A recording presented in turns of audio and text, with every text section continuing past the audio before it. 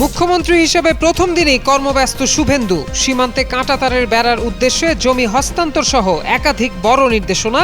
আগের সরকার অবৈধ অনুপ্রবেশকারীদের রক্ষার চেষ্টা করেছিল দাবি পশ্চিমবঙ্গের মুখ্যমন্ত্রী। বছরের পর বছর মমতার বিশ্বস্ত সহযোগী ছিলেন শুভেন্দু অধিকারী। স্টিং অপারেশনে ভাবমূর্তি ক্ষুণ্ণ হওয়ায় যোগ দেন বিজেপিতে, হলেন প্রথমবারের মতো মুখ্যমন্ত্রী। ইরাক থেকে গোপন তৎপরতায় সক্রিয় ইসরায়েল। দীর্ঘ সময় ধরে লোকচক্ষুর অন্তরালে মরুভূমিতে নির্মিত গোপন ঘাঁটি, উদ্দেশ্য ইরানের বিরুদ্ধে বিমান হামলা। বিশ্ববাজারে স্বর্ণের দামে ফের বড় পতন। অপরিশোধিত তেলের দাম বাড়তে শুরু করায় স্বর্ণের বাজারে চাপ, বলছেন বিশ্লেষকরা। নেপালে অল্পের জন্য বেঁচে গেলেন বিমানের যাত্রীরা। রানওয়েতে নামার আগ মুহূর্তেই বিমানের চাকায় আগুন, করা হয় জরুরি অবতরণ। প্রায় ৩০০ আরোহীকে উদ্ধার। বিধানসভা নির্বাচনের মধ্য দিয়ে ভারতের পশ্চিমবঙ্গের রাজনীতিতে এক অভূতপূর্ব পট পরিবর্তন ঘটেছে। মমতা ব্যানার্জির এককালের ঘনিষ্ঠ সহযোগী শুভেন্দু অধিকারী এখন তার উত্তরসূরি হিসেবে পশ্চিমবঙ্গের মুখ্যমন্ত্রী। সময়ের পরিবর্তনে মমতার একসময়ের সহযোগী হয়ে গেছেন নরেন্দ্র মোদীর ঘনিষ্ঠজন। কিন্তু হঠাৎ কেন এই ছন্দপতন? তৃণমূল কংগ্রেস ছেড়ে কিসের আশায় শুভেন্দু যোগ দিলেন ভারতীয় জনতা পার্টি বিজেপিতে?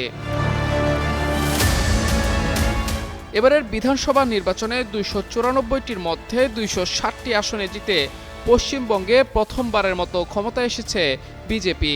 এর মাধ্যমে তৃণমূল কংগ্রেসের ১৫ বছরের শাসনের অবসান ঘটেছে। শনিবার ভারতীয় জনতা পার্টি বিজেপির হয়ে শপথ নিয়েছেন শুভেন্দু, যেখানে উপস্থিত ছিলেন ভারতের প্রধানমন্ত্রী নরেন্দ্র মোদী। ১৯৭০ সালে পূর্ব মেদিনীপুর জেলার এক প্রভাবশালী রাজনৈতিক পরিবারে জন্ম নেয়া শুভেন্দু অধিকারী রাজনৈতিক জীবন শুরু করেছিলেন কংগ্রেসে। পরে তিনি তৃণমূলে যোগ দেন। ২০০৭ সালে নন্দীগ্রামে জমি অধিগ্রহণের বিরুদ্ধে করা আন্দোলনই তাকে প্রথম বড় রাজনৈতিক ব্যক্তিত্বে পরিণত করে। মূলত ওই আন্দোলনের ফলেই ২০১১ সালে ক্ষমতায় আসে মমতা ব্যানার্জি। বছরের পর বছর মমতার অন্যতম বিশ্বস্ত সহযোগী হিসেবে কাজ করলেও ২০১৬ সালে একটি স্টিং অপারেশনে শুভেন্দুর ভাবমূর্তি ক্ষুণ্ণ হয়। ওই বছর নির্বাচনের ঠিক আগে নারদ নিউজ এর একটি স্টিং অপারেশন ভিডিও প্রকাশিত হয়, যেখানে শুভেন্দু অধিকারী সহ তৃণমূলের বেশ কয়েকজন নেতাকে অর্থ গ্রহণ করতে দেখা গিয়েছিল। এই ঘটনাকে কেন্দ্র করে রাজনৈতিক মহলে ব্যাপক শোরগোল পড়ে যায়। পরে শুভেন্দুর সঙ্গে তৃণমূল নেতৃত্বের সম্পর্কের অবনতি ঘটতে থাকে। ২০২১ সালের বিধানসভা নির্বাচনের কয়েক মাস আগে তিনি বিজেপিতে যোগ দেন এবং নন্দীগ্রাম আসনে মমতাকে পরাজিত করেন। সেবার বিজেপি নির্বাচনে হারলেও দলে প্রভাব বিস্তার করেন শুভেন্দুর। মূলত উগ্রবাদী মানসিকতা হওয়ায় মোদীর বিজেপিতে দিন দিন শুভেন্দুর কদর বাড়ে। নির্বাচনের আগে বাংলাদেশ বিরোধী বেশ কিছু বক্তব্য দিয়ে তিনি সমালোচিত হন। এদিকে এবারের নির্বাচনে মমতার দীর্ঘদিনের শক্ত ঘাঁটি ভবানীপুরেও তাকে পরাজিত করেছেন শুভেন্দু। পাশাপাশি নন্দীগ্রামেও নিজের আসন ধরে রেখেছেন।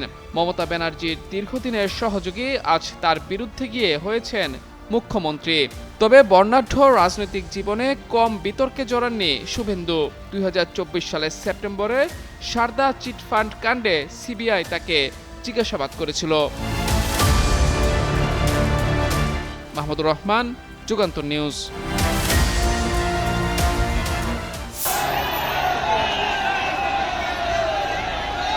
ভারতের পশ্চিমবঙ্গ রাজ্যের মুখ্যমন্ত্রী হিসেবে দায়িত্ব নেওয়ার পরই প্রথম দিনই সচিবালয় নবান্নে একাধিক গুরুত্বপূর্ণ বৈঠক করেছেন শুভেন্দু অধিকারী। মন্ত্রিসভার প্রথম বৈঠকের পর সীমান্তে কাঁটাতারের বেড়া দিতে নতুন জমি হস্তান্তরের নির্দেশ সহ একাধিক বড় সিদ্ধান্তের কথা জানিয়েছেন তিনি। কলকাতা ভিত্তিক সংবাদ মাধ্যম আনন্দবাজার জানিয়েছে, মূলত বাংলাদেশ সীমান্তে কাঁটাতার বসাতে ৪৫ দিনের মধ্যে ভারতীয় সীমান্তরক্ষী বাহিনীর বিএসএফ এর কাছে জমি হস্তান্তরের ঘোষণা দেওয়া হয়েছে। পাশাপাশি কেন্দ্রীয় বিভিন্ন প্রকল্পে যুক্ত হওয়ার ঘোষণাও দিয়েছে নতুন বিজেপি সরকার।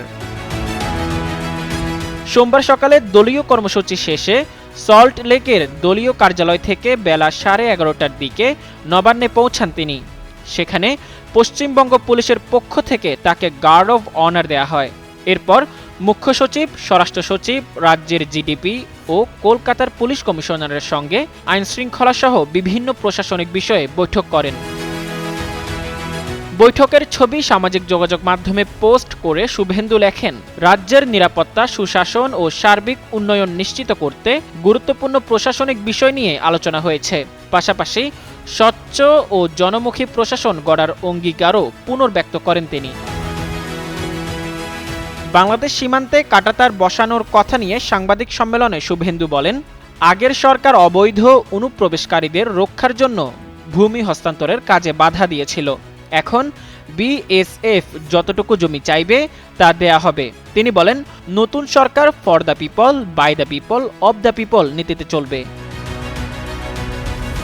তিনি আরও বলেন, আগের সরকার কেন্দ্রীয় সরকারের পাঠানো উজ্জ্বলা যোজনার 8,65,000 আবেদন পাঠায়নি। নতুন সরকার তা দ্রুত পাঠাবে। এছাড়া ভারতীয় ন্যায় সহিংসতা কার্যকর, সরকারি চাকরিতে বয়সসীমা 5 বছর বাড়ানো এবং জনগণনার কাজ শুরু করার সিদ্ধান্তের কথাও জানান মুখ্যমন্ত্রী। শুভেন্দুর দাবি, নতুন সরকার আমিত্বে নয়, আমরা নীতিতে চলবে। মোজাম্মেল পায়েল, যুগান্তর নিউজ। ইরানের বিরুদ্ধে বিমান হামলা চালানোর জন্য ইরাকের মরুপ্রান্তরে একটি গোপন সামরিক ঘাঁটি স্থাপন করেছে ইসরায়েল। শনিবার দ্য ওয়াল স্ট্রিট জার্নালের এক প্রতিবেদনে এ তথ্য নিশ্চিত করা হয়েছে। প্রতিবেদনটি বলছে, অত্যন্ত সুকৌশলে নির্মিত এই ঘাঁটিটি দীর্ঘ সময় ধরে লোকচক্ষুর অন্তরালে ছিল। গত 28 ফেব্রুয়ারি ইরানের বিরুদ্ধে যুক্তরাষ্ট্র ও ইসরায়েলের যৌথ আগ্রাসনের ঠিক আগে এই ঘাঁটি নির্মাণ করা হয়। এদিকে সংবাদ সংস্থা রয়টার্স জানিয়েছে, এই গোপন ঘাঁটিটি মূলত ইসরায়েলি বিমান বাহিনীর লজিস্টিক হাব এবং বিশেষ বাহিনীর কেন্দ্র হিসেবে ব্যবহৃত হচ্ছিল। তবে এর গোপনীয়তা বেশি দিন ঠাঁই হয়নি। প্রতিবেদনটিতে বলা হয়েছে, ইরাকি রাষ্ট্রীয় গণমাধ্যম জানান, একজন স্থানীয় মেষপালক প্রত্যন্ত অঞ্চলে সন্দেহভাজন হেলিকপ্টারের আনাগোনা সম্পর্কে কর্তৃপক্ষকে সতর্ক করে। মেষপালকের দেয়া তথ্যর ভিত্তিতে ইরাকি সেনাবাহিনী বিষয়টি তদন্ত করতে সেই এলাকায় অগ্রসর হলে পরিস্থিতি উত্তপ্ত হয়ে ওঠে।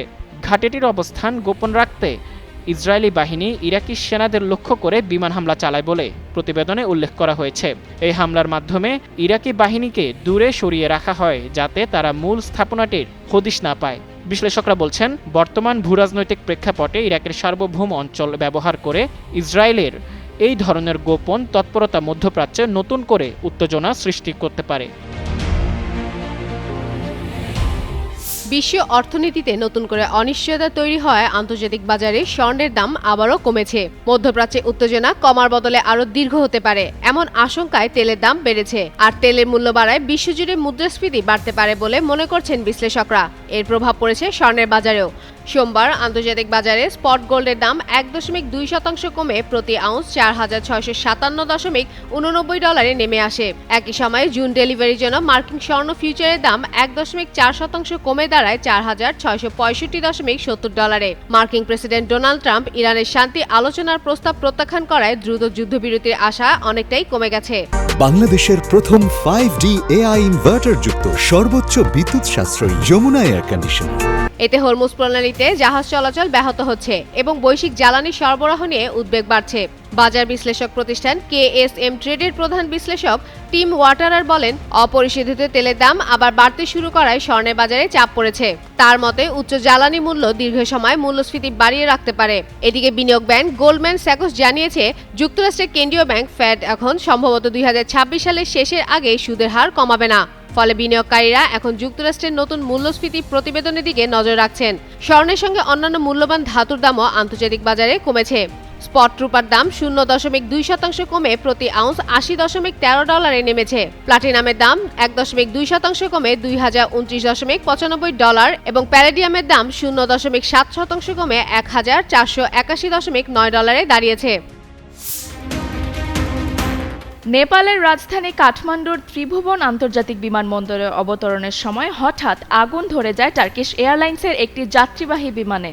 রানওয়েতে নামার মুহূর্তেই বিমানের চাকায় আগুন জ্বলতে দেখা যায়। এ সময় যাত্রীদের মধ্যে ছড়িয়ে পড়ে তীব্র আতঙ্ক। বিমানে থাকা 278 জন যাত্রী ও 11 জন ক্রুকে দ্রুত নিরাপদে সরিয়ে নেওয়ায় বড় ধরনের দুর্ঘটনা এড়ানো সম্ভব হয়েছে। ঘটনাটি ঘিরে নেপাল জুড়ে তৈরি হয়েছে চাঞ্চল্য। বিশেষ করে অতীতে একাধিক বিমান দুর্ঘটনার কারণে ঝুঁকিপূর্ণ হিসেবে পরিচিত কাঠমান্ডুর ত্রিভুবন বিমানবন্দর নিয়ে নতুন করে উদ্বেগ দেখা দিয়েছে। সোমবার সকালে তুরস্কের ইস্তাম্বুল থেকে আসা টার্কিশ এয়ারলাইন্সের দিকে 726 ফ্লাইটটি কাঠমান্ডুতে পৌঁছায়। অবতরণের সময় হঠাৎ বিমানের চাকায় আগুন ধরে যায়। আগুন লাগার খবর ছড়িয়ে পড়তেই বিমানের ভেতরে আতঙ্ক তৈরি হয়। তবে জরুরি পরিস্থিতিতেও বিমানটি নিরাপদে রানওয়েতে নামাতে সক্ষম হন পাইলট। পরে বিমানবন্দরের দমকল কর্মীরা দ্রুত ঘটনাস্থলে পৌঁছে আগুন নিয়ন্ত্রণে আনেন এবং যাত্রীদের নিরাপদে বের করে আনেন। ভারতীয় সংবাদ মাধ্যম ANI জানিয়েছে, কী কারণে বিমানের চাকায় আগুন লেগেছে তা এখনও নিশ্চিতভাবে জানা যায়নি। বিষয়টি তদন্ত করে দেখা হচ্ছে। ত্রিভুবন আন্তর্জাতিক বিমানবন্দরকে টেবল টপ বিমানবন্দর হিসেবে ধরা হয়, যেখানে রানওয়ের একাধিক পাশে খাড়া ঢাল রয়েছে।